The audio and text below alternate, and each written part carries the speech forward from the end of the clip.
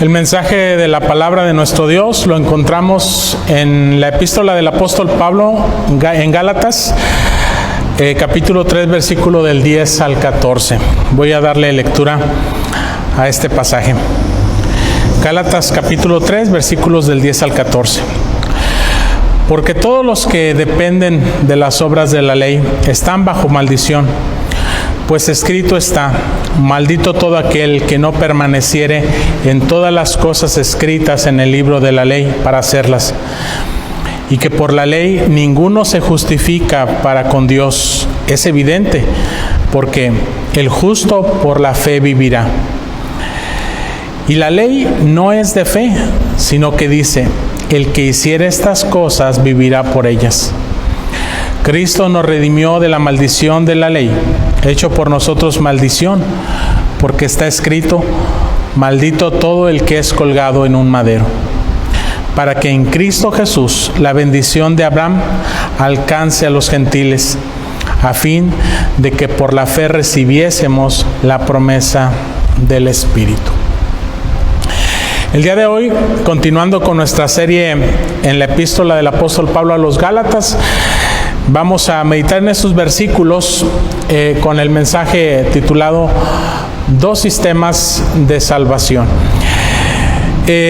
La manera en cómo Dios creó la materia permite que haya cosas que por su naturaleza o composición molecular no se puedan mezclar entre sí. Un ejemplo claro de esto, pues, es el agua y el aceite. Estos dos elementos pueden existir juntos, el uno con el otro, pero no se mezclan entre sí, de tal forma que pierdan sus propiedades o que ocupen incluso el mismo espacio al mismo tiempo. Al menos a ese nivel molecular no hay una unidad. Y digo estas cosas porque en las cuestiones espirituales también hay aspectos que no se mezclan entre sí, ni en el aspecto en el aspecto más pequeño quizá que nosotros pudiésemos pensar, o el más insignificante. Hay cosas que siempre van a permanecer distintas, separadas la una a la otra. Y hago alusión a estas cosas para poder ilustrar un poco y entender de una mejor manera lo que el apóstol Pablo nos está tratando de exponer en esta sección de su carta a los Gálatas. Pablo aquí está presentándonos dos sistemas de salvación que son diferentes y que por sus características espirituales no se pueden mezclar de tal forma que puedan existir al mismo tiempo en la vida de una persona. Y quiero invitarles a que veamos de qué se tratan estos dos sistemas en primer lugar.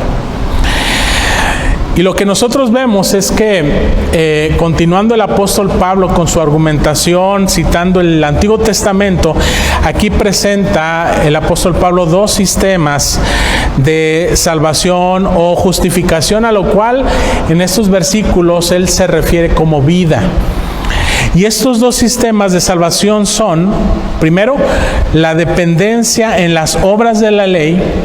Y eso implica, por lo tanto, dependencia o confianza, mejor dicho, en el que hace las obras de la ley. En este caso, si nosotros queremos ser justificados por nuestra obediencia a las obras de la ley, esto implicaría que tenemos que confiar en nosotros mismos de que podemos obedecer la ley. El otro sistema nos habla acerca de la dependencia en las obras de nuestro Señor Jesucristo. Las obras de la ley, pero hechas por nuestro Señor Jesucristo. Y por lo tanto también demanda fe, pero ya no en nosotros, sino fe en la persona y en la obra de nuestro Señor Jesucristo. Como vemos, ambos sistemas de salvación demandan confianza en uno u otro sentido. O confiamos en que nosotros podemos obedecer la ley y cumplir con los mandamientos de Dios, aunque eso sería un autoengaño, o confiamos en nuestro Señor Jesucristo, el único que verdaderamente pudo cumplir con las exigencias de la ley. Y el apóstol Pablo, para ilustrarnos estas cosas, cita en estos versículos 11 y 12, dos textos del Antiguo Testamento que ofrecen vida. Dice Habacuc capítulo 2, versículo 4, que es el primer texto. He aquí, todo aquel cuya alma no es recta se enorgullece, mas el justo por su fe vivirá. Así que Pablo cita este texto, específicamente la segunda parte, para enfatizar la importancia y finalidad de la fe en la vida de aquel que es declarado justo o justificado. Después vemos que Pablo cita Levítico 18:5, que nos dice: por tanto, guardaréis mis estatutos y mis ordenanzas, los cuales haciendo el hombre vivirá en ellos, yo Jehová.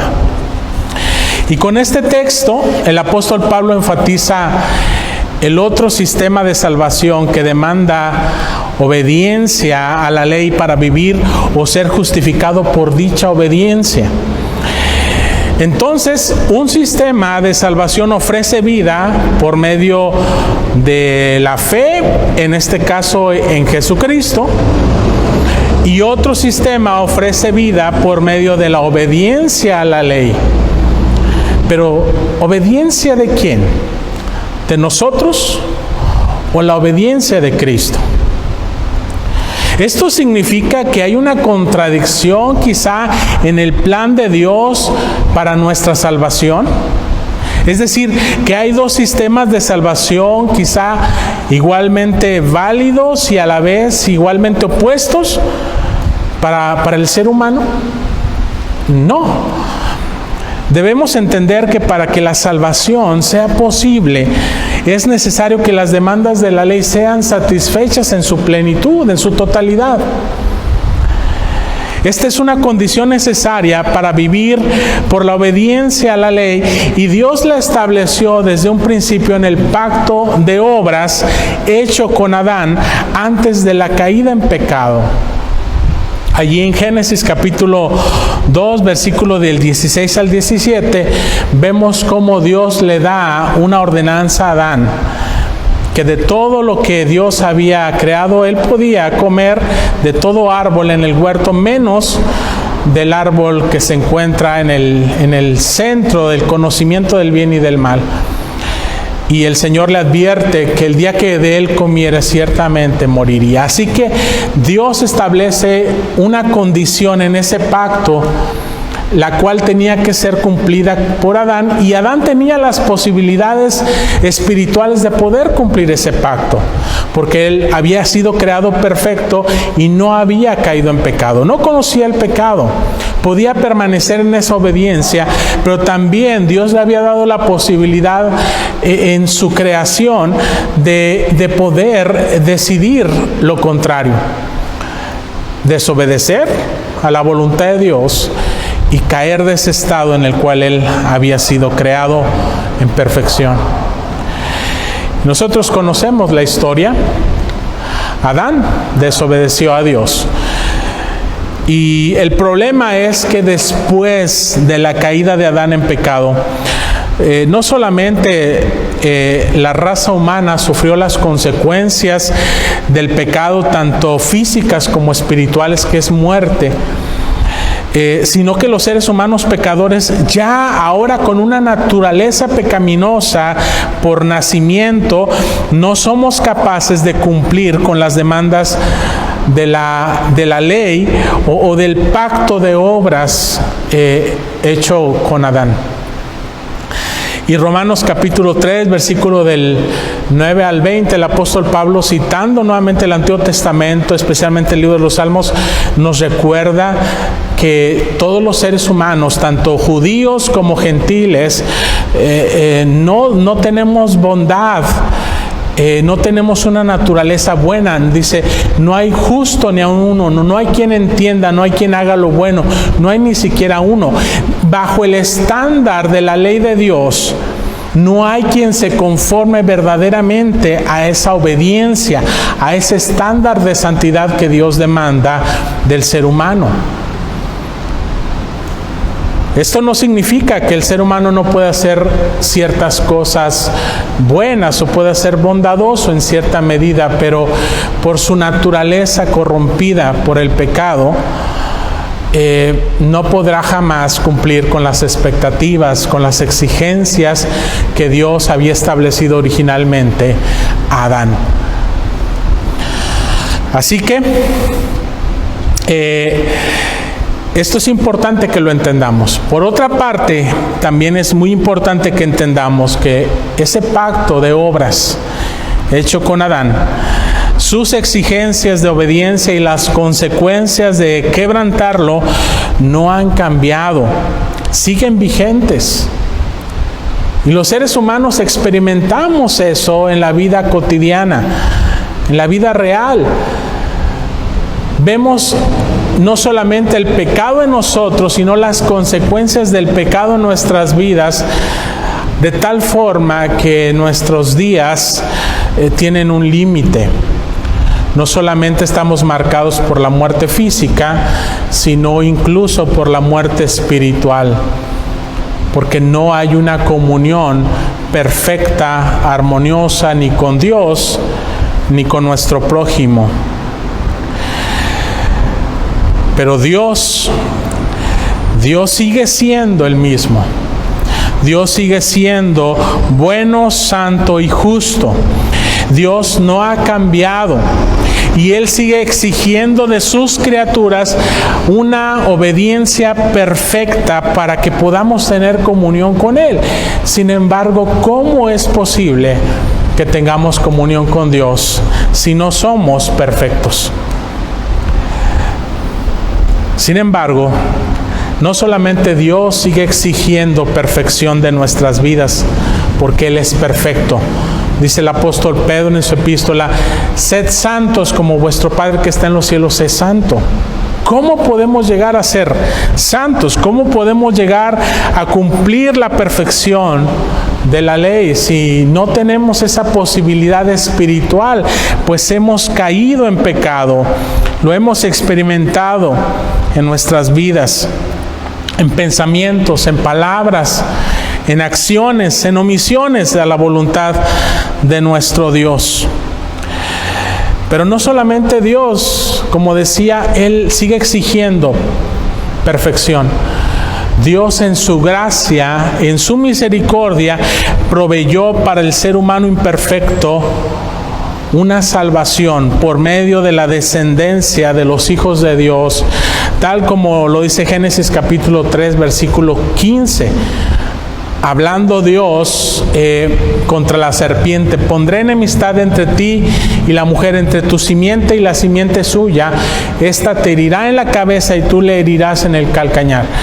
Dando Dios la primer promesa de salvación, la cual vendría por una simiente santa, la simiente de los hijos de Dios, que es la simiente de Dios mismo. Y esta simiente santa vendría, de esta simiente vendría un nuevo Adán, es decir, un nuevo mediador que nos representaría para que pudiera cumplir por sí mismo el pacto de obras que el primer Adán había transgredido, y ahora poder beneficiarnos a nosotros con ese cumplimiento a través de la fe.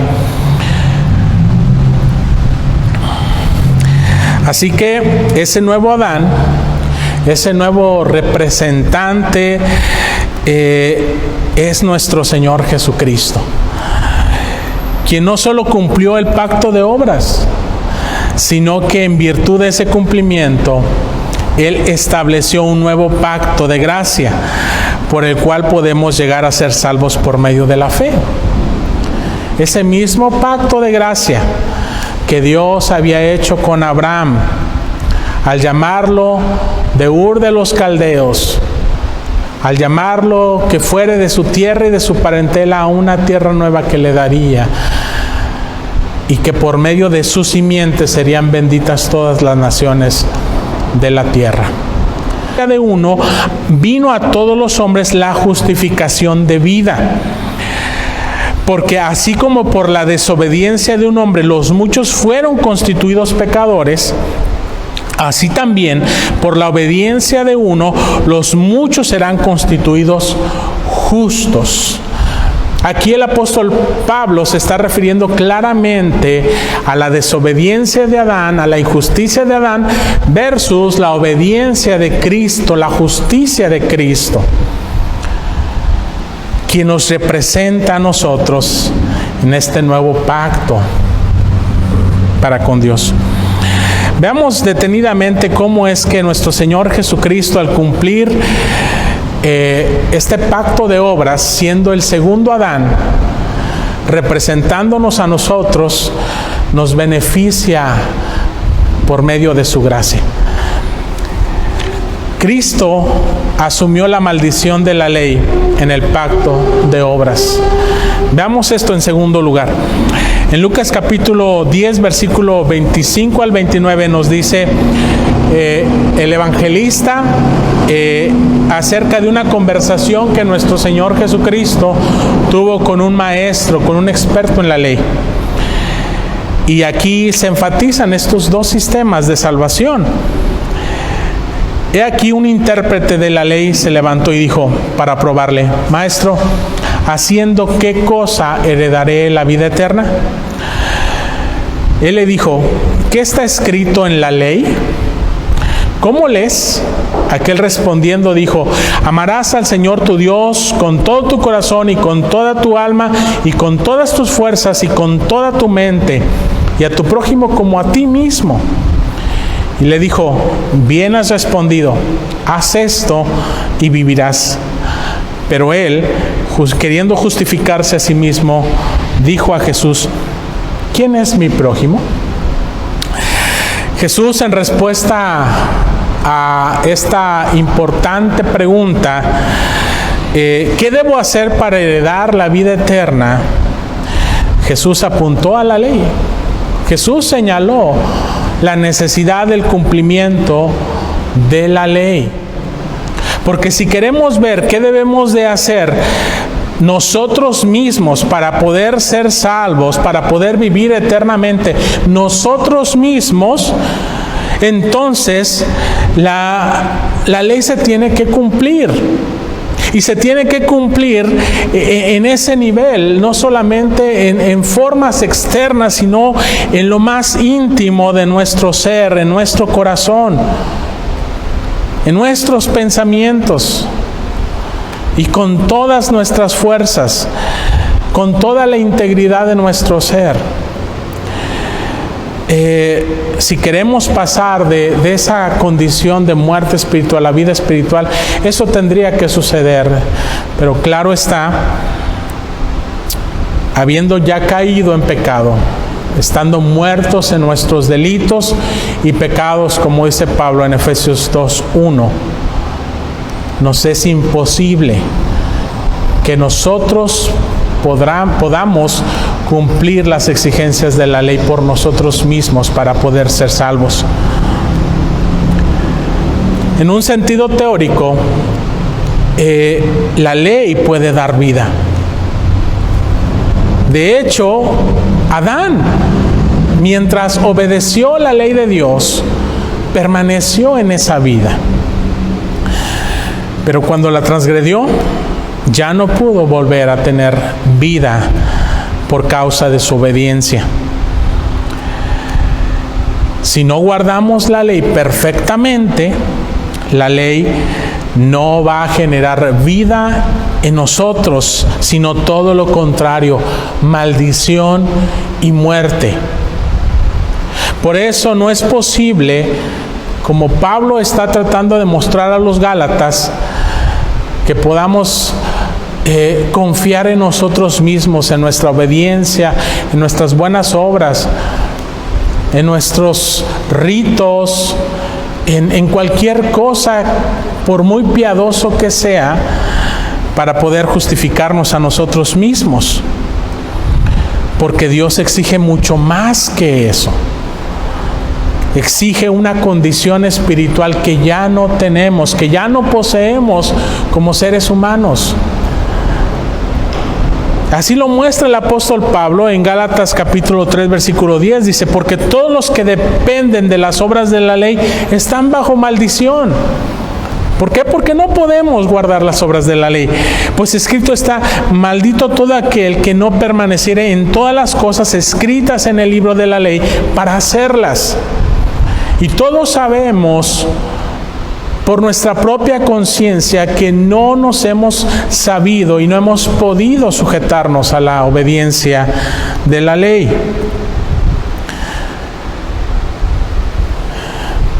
Y esta es la mala noticia que nos trae la ley, que queriéndonos sujetar a ella, queriéndola guardar, encontramos que somos pecadores, encontramos que no podemos, encontramos que estamos bajo maldición y que la sentencia de muerte pesa sobre nuestras vidas.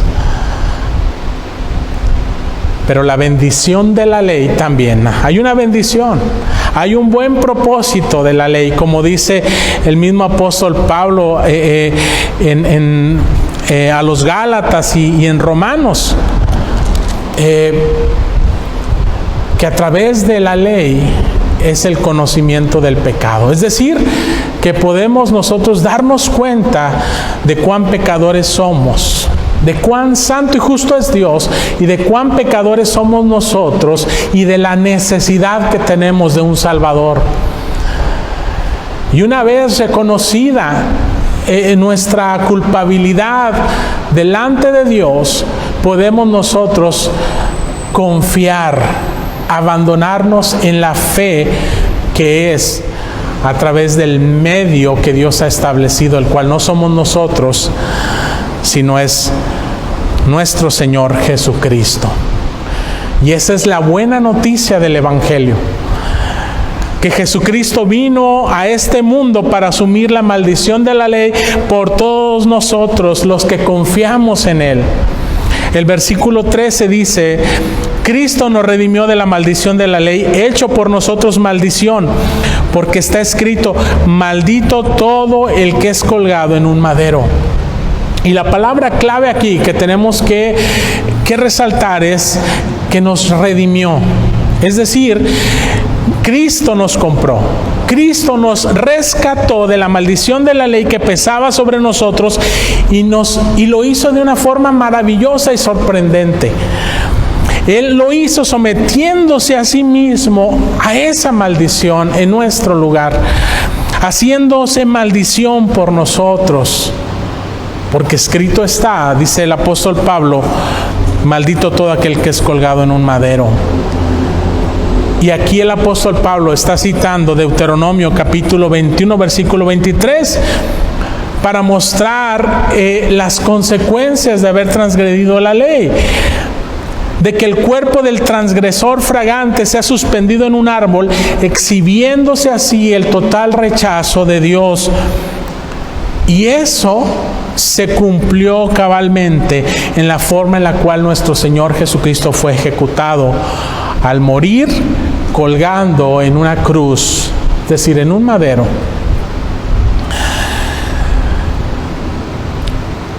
Para el apóstol Pablo, como para muchos judíos antes de su conversión, este hecho, la crucifixión de nuestro Señor Jesucristo,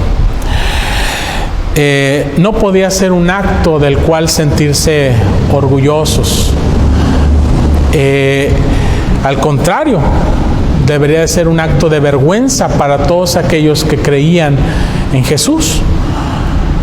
Porque las expectativas de quién había de ser el Mesías, el Cristo, el Redentor del pueblo de Israel, eran distintas para los judíos. Para ellos no era posible que el Mesías muriese crucificado y maldecido por Dios. Pero cuando el apóstol Pablo tiene su encuentro con nuestro Señor Jesucristo en ese camino a Damasco, y el apóstol Pablo puede comprender quién es verdaderamente Jesús, el Mesías, entonces su crucifixión adquiere un nuevo entendimiento para su vida. Ahora el apóstol Pablo sabe que la causa por la cual el Señor Jesucristo murió en una cruz no fue por causa de sus propios pecados, sino por causa de los pecados de su pueblo. Es decir, que Cristo llevó en la cruz no su propia sentencia de muerte, sino nuestra sentencia de muerte. Fue por nuestra causa que Él sufrió la maldición de la ley en nuestro lugar. Y eso era algo que tenía que cumplirse. Es un primer aspecto que tiene que cumplirse para que nosotros podamos llegar a ser salvos. Que la maldición de la ley se cumpla. Que la paga del pecado, que es muerte, se cumpla. Porque la ley, la transgresión a la ley no puede quedar impune. Porque Dios es justo y debe castigar el pecado. Y alguien tuvo que padecer, tuvo que morir por nosotros. Y ese fue Cristo Jesús. Pero también tenemos que decir que no basta solamente con pagar el precio del pecado, que es la muerte, sino que para que podamos ser redimidos, se tiene que cumplir con perfección la obediencia a la ley. Aquel pacto de obras tiene que ser cumplido en su totalidad. Y para ello, Cristo también, no solamente tomó nuestro lugar en la cruz del Calvario, sino que también tomó nuestro lugar durante toda su vida para dar cumplimiento a la ley de Dios, a los mandamientos de Dios. Y esto es un tercer aspecto que es importante notar. Cómo Cristo cumplió perfectamente la ley en el pacto de obras.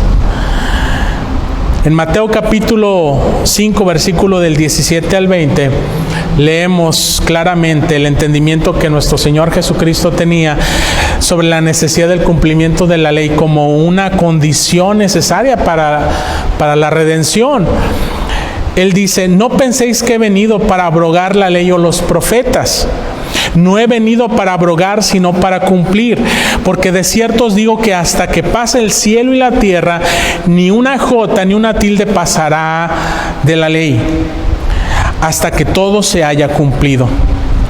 De manera que cualquiera que quebrante uno de estos mandamientos muy pequeños, y así enseña a los hombres, muy pequeño será llamado en el reino de los cielos. Mas cualquiera que los haga y los enseñe, éste será llamado grande en el reino de los cielos. Porque os digo que si vuestra justicia no fuera mayor que la de los escribas y fariseos, no entraréis en el reino de los cielos. Aquí hay dos aspectos sobre el cumplimiento de la ley a través de nuestro Señor Jesucristo que debemos de notar.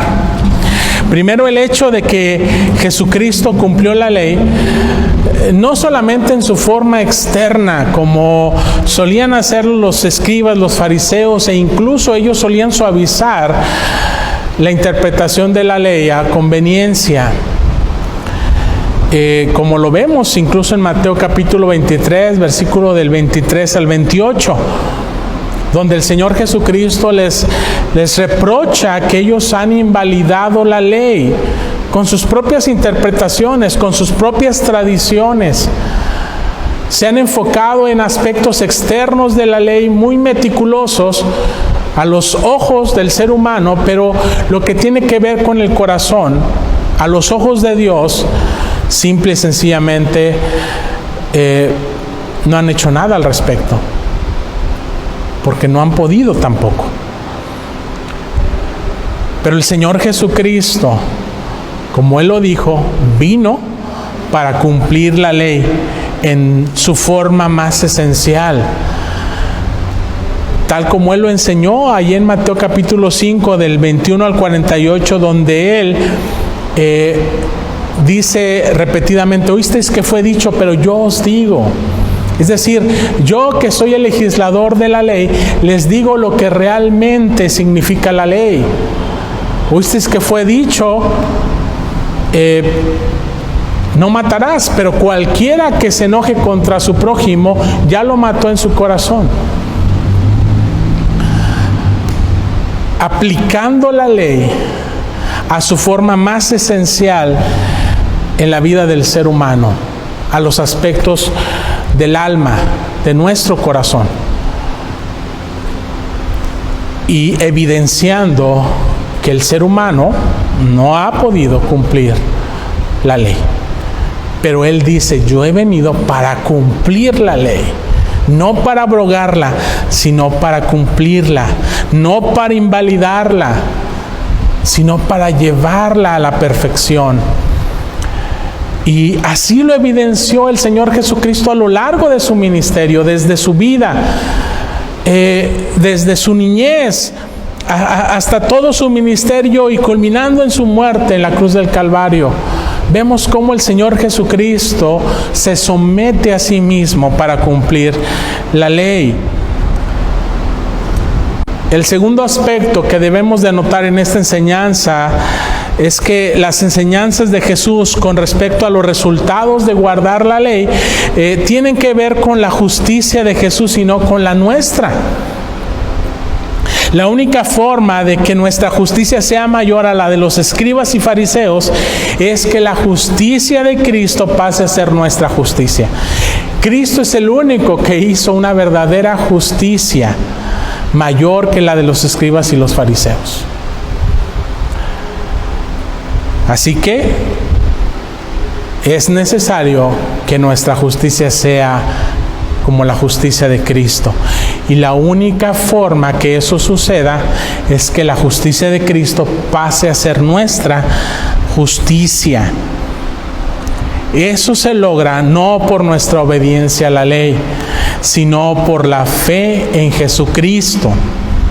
Solo siendo cubiertos por la justicia de Cristo que es por fe, podemos ser llamados grandes en el reino de los cielos, pero no por nuestra grandeza, sino por la grandeza de nuestro Señor Jesucristo, a quien estamos unidos, de quien somos uno juntamente con Él.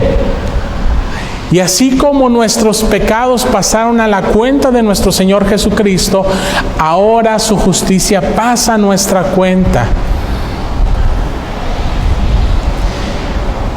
El apóstol Pablo en 2 de Corintios capítulo 5 versículo 21 dice lo siguiente: al que no conoció pecado, es decir, a Cristo Jesús, que era inocente de pecado, no conoció, no fue como Adán, que transgredió y conoció pecado, no fue como nosotros, que hemos transgredido y hemos conocido pecado, sino Cristo, el que no conoció pecado, por nosotros lo hizo pecado, para que nosotros fuésemos hechos justicia de Dios en Él. Así que la justificación es una doble transacción. Nos quita nuestro pecado y la maldición consecuente y nos regala la justicia de Cristo, para que no solamente seamos perdonados de nuestros pecados, sino también declarados justos delante de Dios en Cristo. La conclusión a la que el apóstol Pablo llega en esta sección es que las bendiciones de Dios prometidas para todas las naciones serían recibidas no por la obediencia a la ley, sino únicamente por fe, porque ya no estamos bajo el pacto de obras, el cual ha sido cumplido a través de nuestro Señor Jesucristo, sino que ahora estamos bajo el pacto de gracia, es decir, del favor de Dios sobre nuestras vidas. Versículo 14 dice: para que en Cristo Jesús la bendición de Abraham alcance a los gentiles, a fin de que por la fe recibamos la promesa del Espíritu. En Gálatas, hermanos, las bendiciones, las dos bendiciones mayores son la justificación, la cual aquí Pablo le llama vida, y el Espíritu Santo. por medio de quien esa justificación nos es imputada a nosotros. Así que al recibir estas dos bendiciones por fe, tenemos un estado nuevo delante de Dios. Somos justos y tenemos la presencia de Dios en nuestras vidas. Cosa que no es posible por medio de nuestras propias obras. Solamente Cristo Jesús, solamente su obediencia y solamente su muerte y solamente el envío de su Espíritu Santo a través de Él en nuestras vidas es lo único que puede declararnos justos delante de Dios por la fe.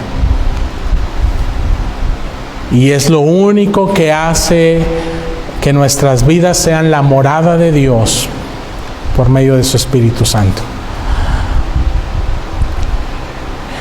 Somos justificados, somos santificados por la presencia del Espíritu Santo en nuestras vidas, el cual se recibe y se experimenta no por obras, sino por la fe en Jesucristo.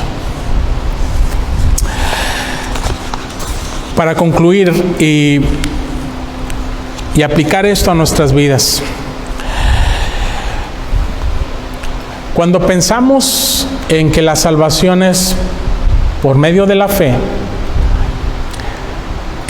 no deberíamos de pensar en ella como, es decir, en la fe, como una manera más fácil para ser salvos. Como si Dios no tomara en cuenta nuestros pecados, como si Dios no tomara en cuenta su ley, como si Dios no tomara en cuenta las consecuencias de desobedecer su ley y simplemente nos diera una alternativa distinta que requiere de nuestras vidas creer y ya. No, al contrario, para que nuestra fe tenga sentido y tenga valor dentro de nuestra salvación, Jesús tuvo que hacerse como uno de nosotros, humillarse para cumplir con su propia ley y para sufrir la maldición de la ley por nuestros pecados. Y eso no es cualquier cosa, eso no es poca cosa. Nuestra fe no está depositada en nosotros mismos o no está depositado solamente en el amor de Dios o en la gracia de Dios sin un mediador. El amor de Dios requiere un mediador y ese mediador es Cristo. La gracia de Dios requiere un mediador y ese mediador es Cristo. El perdón de Dios requiere un mediador y ese mediador es Cristo. Así que cuando nosotros reconocemos quién es Jesús y qué es lo que Él ha hecho por nosotros, no podemos hacer sino arrepentirnos de nuestros pecados y poner nuestra confianza en Jesucristo como el único y suficiente Salvador y Señor de nuestras vidas. Por eso quiero preguntarle, ¿en qué sistema de salvación tiene usted su confianza? Esta es una pregunta que debemos de hacernos, que vale la pena hacernos. ¿O estás confiando en tus propias obras? ¿O estás confiando en las obras de Cristo? Quizá descubras que estás tratando de mezclar tu fe y tus obras, tal como lo estaban haciendo los Gálatas. Sin darse cuenta que hacer eso, tratar de mezclar nuestra fe con nuestras obras como medios de salvación, no es posible. Es como tratar de mezclar el agua y el aceite. No solamente no es posible, sino que no es bueno, no es saludable para nuestra vida espiritual. No debemos pretender ser salvos o incluso ser santos confiando en nuestras buenas obras, ni debes tampoco pretender tener una confianza mezclada entre tus obras y las obras de Cristo, porque eso es pervertir el Evangelio de nuestro Señor Jesucristo, tal como lo estaban haciendo los judaizantes con los Gálatas. Jesucristo dijo: yo soy el agua de vida. Todo aquel que tenga sed, venga a mí y beba. Si alguien quiere beber agua, quiere beber el agua más limpia, más pura posible.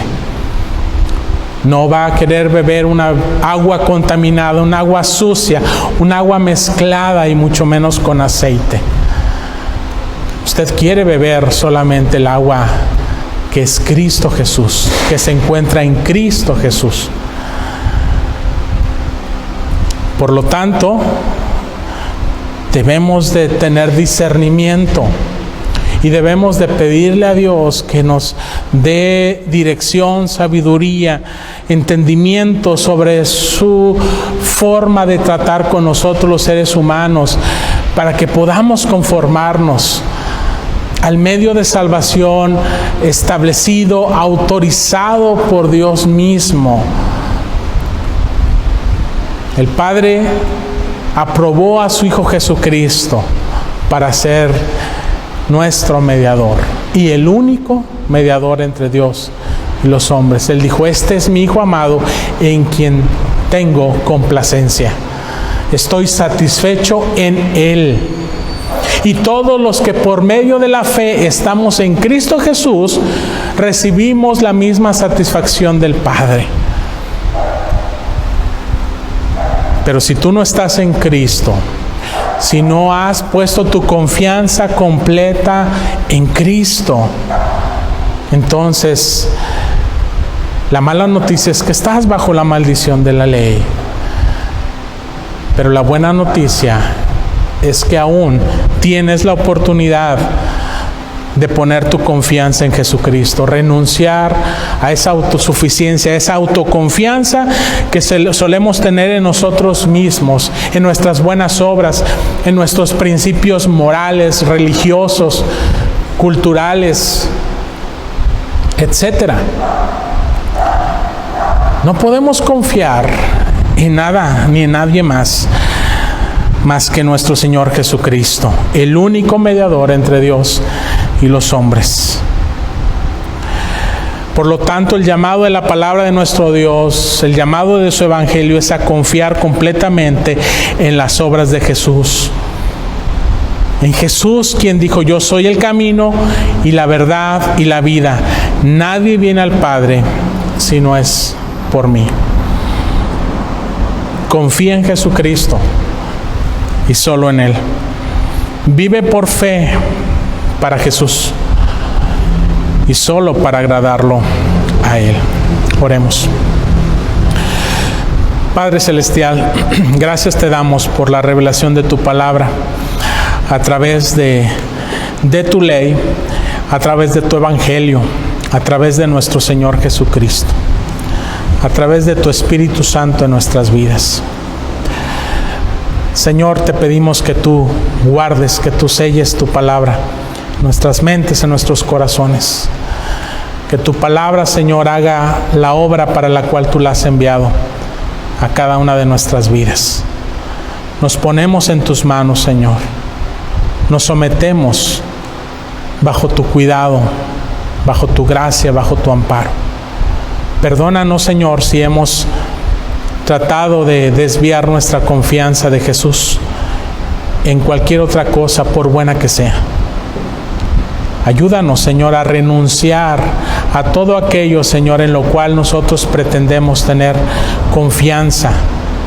Así como decía el apóstol Pablo: cuántas cosas para mí eran ganancia, ahora las he estimado como pérdida para ganar a Cristo. Señor, que también nosotros podamos renunciar a todas aquellas cosas que solemos valorar, de las que solemos enorgullecernos como seres humanos, de nuestra propia bondad, de nuestro propio carácter, de nuestra propia sabiduría, de nuestros propios valores, pero que no son lo que tú has establecido para poder ser justificados. Gracias por Cristo. Gracias, Señor, porque sabemos que solamente por medio de Él podemos tener acceso hasta tu misma presencia. Señor, que sea Jesucristo el que reine, el que more en nuestros corazones y el que nos ayude a poder vivir por fe y para fe en Cristo. Te lo pedimos en el nombre de nuestro Señor. Amén. Amén.